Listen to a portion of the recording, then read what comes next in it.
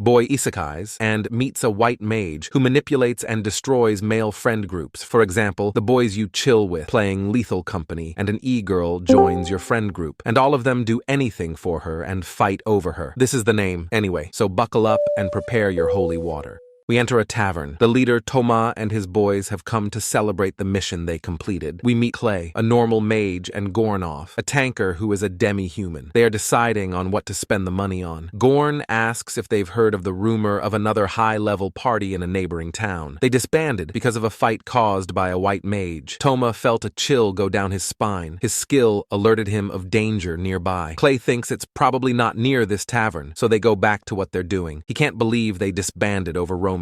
Gorn thinks that men-only parties are more fun to be in. He thinks that with the chemistry they have as a team, they'll never collapse. But something tells me he's going to jinx it. A girl walks in and asks if this is a party. It's Maria, and she's a white mage, and she requests to join their party. Lord help me. The two boys switch their attitudes very quickly. I wonder why, though. The two boys invite her to sit down and have a conversation with her. Toma notices how fast their attitudes changed. She was kicked by her previous party and left for dead inside a dungeon full of monsters. She starts manipulating these horny men with her tears. Clay and Gorn say she can join their party, even though it's Toma's decision. She thanks them. He says they still haven't decided, and she pulls out her ultimate technique, the puppy eyes. She puts his hand on her chest in order to seduce him. Toma gets another harsh chill. Maria asks if he's all right, and he says it's nothing. And these gullible children start asking her questions, but Toma hasn't fallen under her terrible schemes. Maria's plan worked, unlike Team Rocket's plans that always go to shit. The next day, Toma asks if they went exploring in the dungeon, and all of them start making up stuff. Toma asked Clay and Gorn why they're both half naked. They both sold their armor and used all their gold to get Maria a new staff. They came up with a plan. Maria can keep healing, therefore making them invincible. Toma thought of this as a possibly good plan. Maria is disgusted at his decision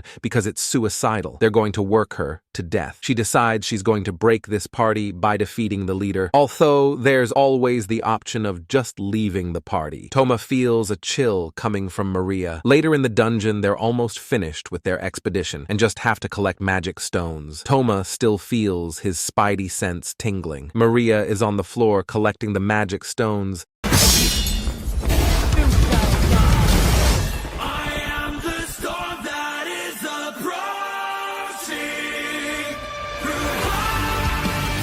And these two boys are simping over her. Toma's worried that the party is becoming weaker. I'm gonna need holy water after this. She was going to give the stones to him. Maria acts Suze. She jumps up on top of him, like she's about to tickle the crap out of him. She closes up right against him. I went in there waving my crucifix at Maria and shouted at her, is after marriage, and also to watch out before I get age restricted. She apologized for being so clumsy. He felt his spidey sense tingle again, and he asks her to get up so they can regain their composure, activating his ultimate Giga Chad energy. Then he recalls a memory back in Japan. A similar scenario happened from his other world before Truck-kun isekai'd him, and that girl said he's so kind, and if he keeps treating her like this, she might fall in love. He finally figures out that his skill is warning him about Maria this entire time. Oh my god, what a surprise, guys and girls. She's the party destroyer.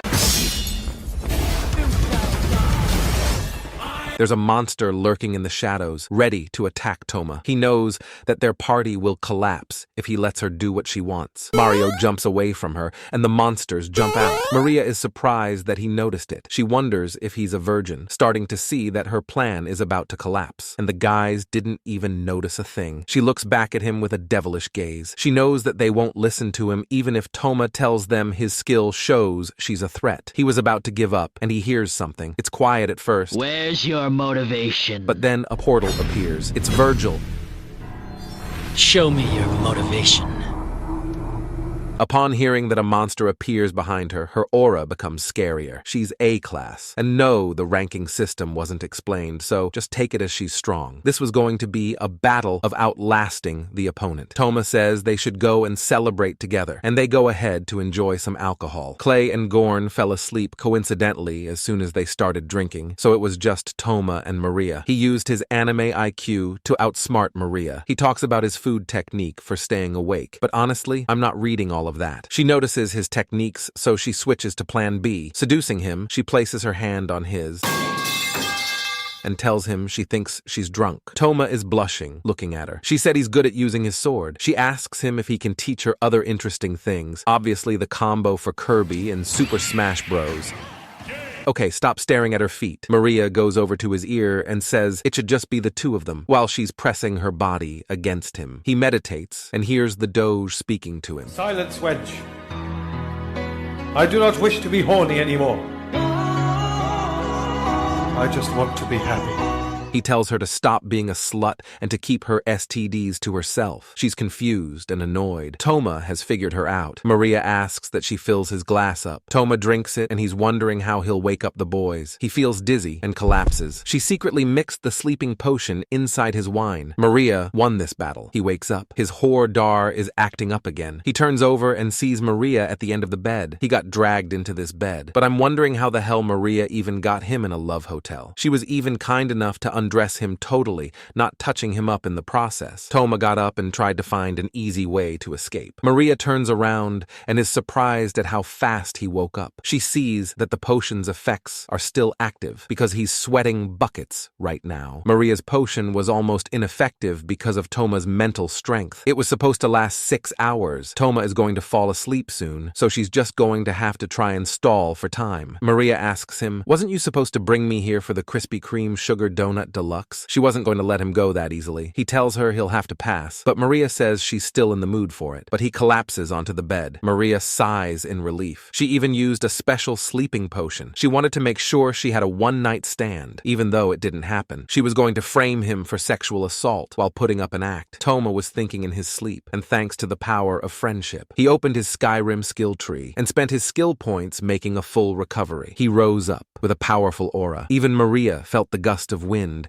She was surprised at his strength. Toma says he won't allow it. Maria, at this point, was meeting simps, but now she's finally met someone who is as strong as the Doge himself. She was really pissed off at this point. She's starting to see how much Toma cherishes friendships. She thinks all men are trash. Her only option is to inject the potion into his body, but she can't do that since she's a healer. She starts undressing to try and seduce him. Even Toma is confused. She's sweating a lot for someone who has done this before. They were both not willing to lose. Maria freezes. It's at this moment he knew. She's never let a man see her naked before. She gets embarrassed and yells at him. Toma says he was curious and asks why she resorts to doing these types of things. Maria asks him what it has to do with him. He knows her skills as a white mage are good, so there's no reason for her to manipulate men. She tells him she'll give the boys their money back and leave the street tomorrow. Toma thought about another girl who lied to him before in Tokyo. He thought if he met her and saw who she truly was instead of her lies, maybe the outcome would turn out differently. Maria is confused on how this ties into any of this. Toma knows that what she said about joining their party wasn't simple lies. She suddenly remembers what she was talking about and tells him he shouldn't keep a liar like her in their party. She was the one who caused the other party to collapse. Toma thought of her as her friend, which made her confused and feel guilty. Maria tells him to put on some clothes since he looks pathetic trying to impress her like that, even though she's the one who undressed her. Maria's lost interest. Toma asks if she'll come along to their dungeon tomorrow. She tells him he doesn't know yet, but then she trips, and the one piece of string holding it together snaps open. Why on earth is she caked up? The pillows collide with Toma's face, and he goes flying out the window. Everyone heard the commotion from across the street. Damn, who knew she was good at pillow fights. This is the end of Chapter 2. Let me know if you want Part 2. There are lots of other characters that get introduced later on in the manga, including a nun. That's secretly a... Oh wait, I can't tell you that spoilers. Anyways, bye.